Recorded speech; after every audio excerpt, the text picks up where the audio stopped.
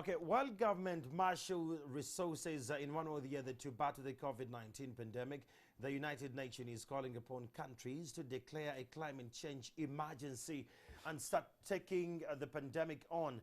In Uganda, the nation media, where I subscribe, is also organizing a climate change symposium as part of the efforts to fight back. Now, to speak to us about this and more, we have Mr. Dennis Asimwe from the Global Green Growth Initiative, which is working with us to make sure that this conversation goes beyond the usual strides. Good morning, Mr. Asimwe. Good morning, Andrew. Now, for starters, just paint for us a picture. How bad is the problem? Well, we all live with the climate change in our face. Oh, yes. Close to us, if you walk down the streets here, the easiest thing that you would observe would be the flooding. Resulting from the way we behave. One, for instance, with the way we dispose of our waste. You could have seen people driving their cars and throwing these empty bottles, and cumulatively they pile up in the drainages and then flood, and then we experience these kind of things. Okay. So climate change also, to me, has an element of behavior from individuals, and collectively we can create a massive problem. Climate change generally is attributable to human, the impacts of climate change are attributable to human behavior. The way we behave matters a lot in the sense of preserving our environment. Okay. Yes. Well, so how is the Climate Change Symposium in one or the other aligned with the GGI objectives? And why have you chosen to be a part of this activity? Okay, maybe I would start by sharing with you who the Global Green Growth Institute is. We are an intergovernment organization that is treaty-based and headquartered in Seoul, focusing primarily on supporting developing and emerging economies in advancing climate resilient and green growth economic models. Yes. So in terms of the symposium, why would we be interested? One, because I've said we are dealing with climate resilient issues, green growth issues. Climate change becomes an integral part of our mandate. So we are doing a lot of things which relate to the theme of the symposium, which seeks to heighten awareness about climate change impacts. You could have noticed from the theme, the focus is on trying to bring together the state and non-state actors, namely the government, private sector, and civil society organizations. So in a nutshell, our agendas are in tandem, and we work closely with the Climate Change Department, where we actually operationally sit. So we speak the same language, if you like. When you speak about bringing on board every other person to be a part of the conversation, what do you make of us as Ugandans? Are we climate sensitive? I think we are, but it has not been brought down to our personal levels, because we also need to be helped to appreciate that we may be dealing with these groupings of private companies, government, but all these are constituted by individuals. So we need to raise our awareness so that we're able to deal with the urgency of the matter. If you want to appreciate how urgent it is, you could have seen in the news recently, the president-elect of the United States of America has given it top priority to the level of appointing somebody to sit at the National Security Council. So that should give you an idea of where we are.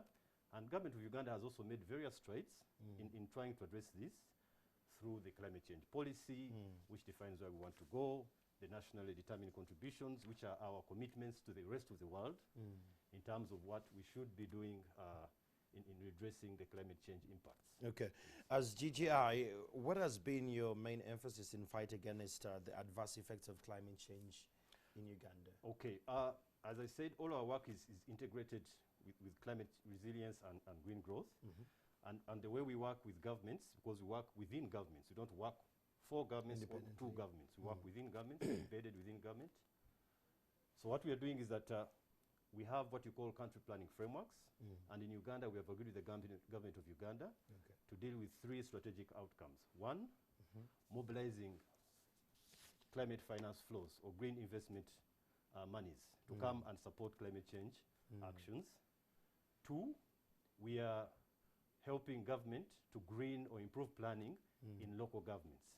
So we look at local governments as engines, satellite engines of the economy.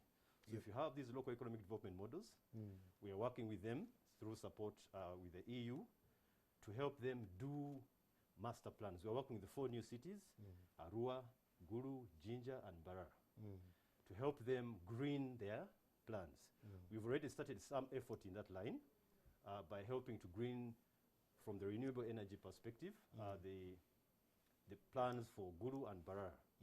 We have also supported government in articulating its green growth development strategy, which essentially helps to unpack the Vision 2040, the NDP3.